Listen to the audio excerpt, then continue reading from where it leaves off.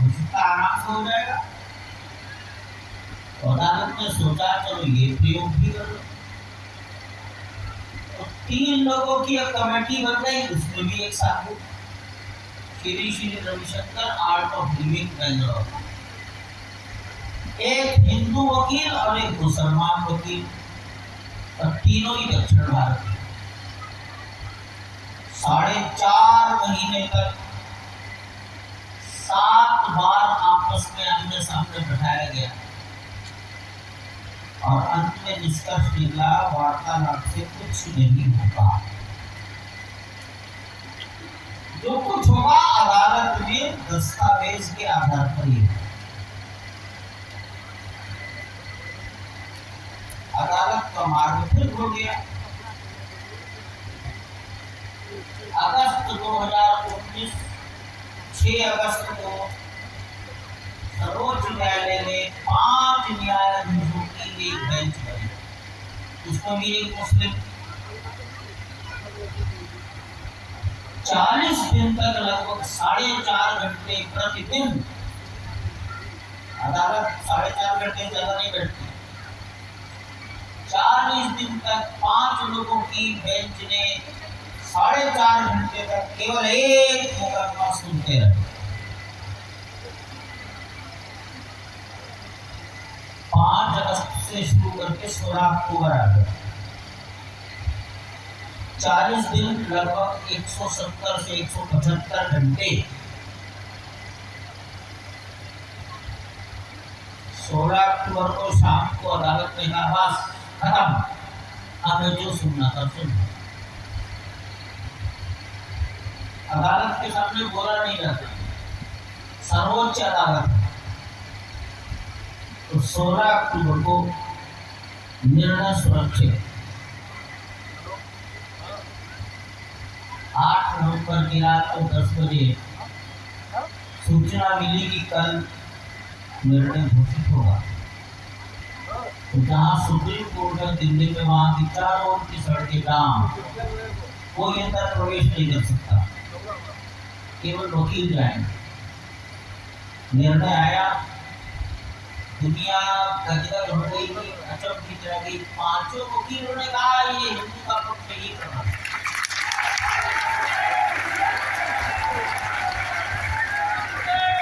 पांचों न्यायाधीशों ने,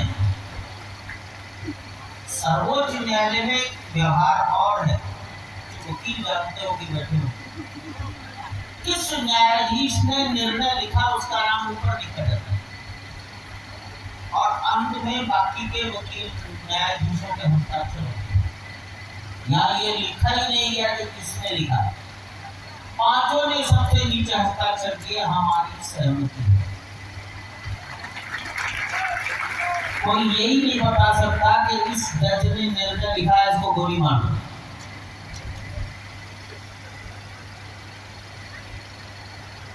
न्यायाधीशों ने सरकार को कहा भाई ये 450-500 साल की लड़ाई है, अब आप इसमें आगे बढ़िए और आप ही एक संस्था ट्रस्ट बनेंगे।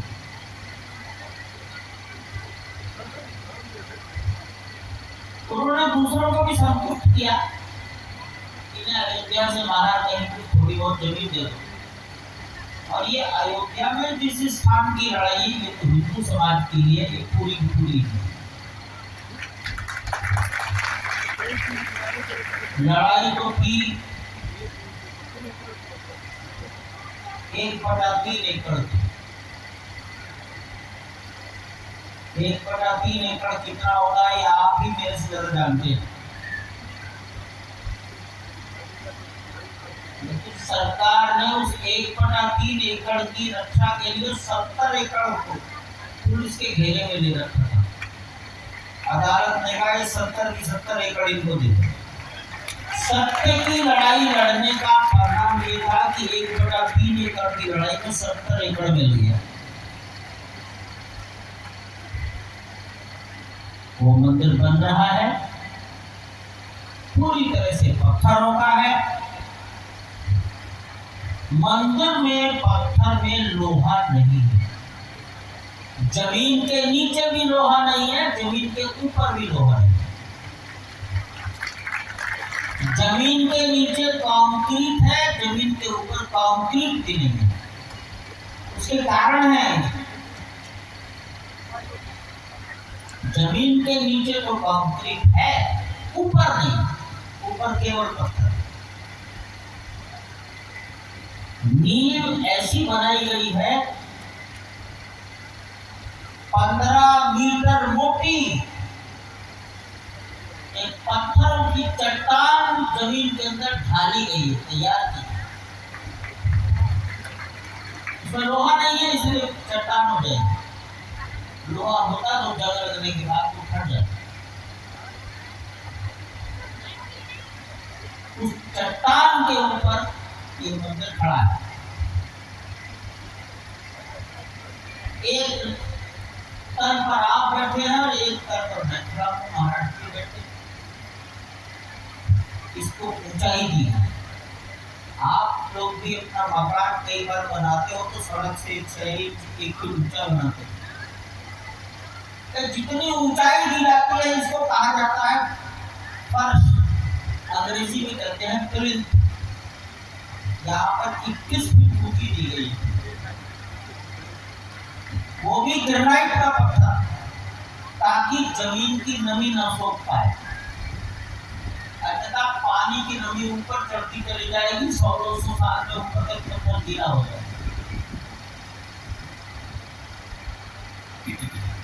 इस मंदिर में 392 लगभग 400 खंबे हैं। भूतल, प्रथम तल, द्वितीय तल, 3 तल हैं। हर तल की ऊंचाई 20 फीट है। फ्लोर की ऊंचाई 20 फीट।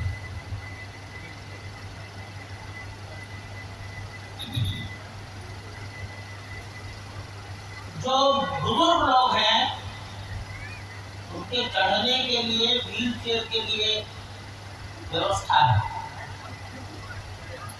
लिफ्ट की व्यवस्था है। ये लड़ाई थी रामलला की,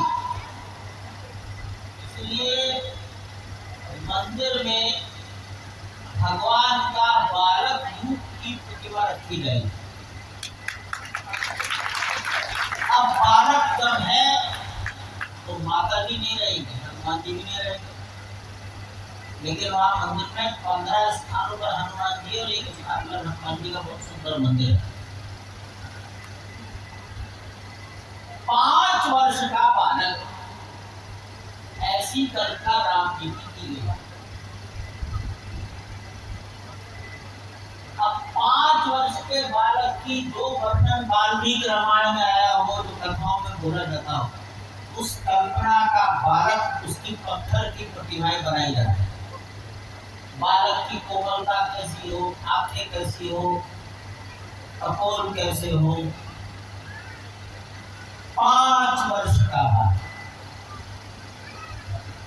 यहाँ प्रतिमा बननी शुरू हुई। अयोध्या में 3 कारीगरों को 3 प्रकार का पत्थर दिया गया है। तीनों कारीगरों ने अपनी अपनी पसंद का पत्थर रखा है और वो मूर्ति बना है। 3 तो ये मनुष्य बना रहा है, हाथ, इसका नाक बना के खत्म हो गया तो मट्टी नहीं जो तोड़कर दोबारा चिपका। सबने इसको माना है। ये काम शुरू और ये काम अक्टूबर तक पूरा हो जाएगा। मंदिर में एक व्यवस्था और है। रामनवमी को भगवान का जन्म हुआ, दोबारा हुआ और भगवान सूर्यवंशी है, तो एक ऐसी व्यवस्था की गई है कि दोपहर को 12 बजने पर सूर्य की किरण भगवान के ललाट को प्रकाशित करेगी।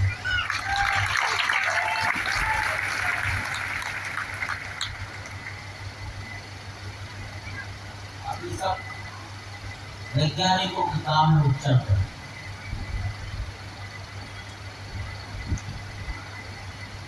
उस मंदिर के चारों ओर एक 4 दीवारी बनाई गई।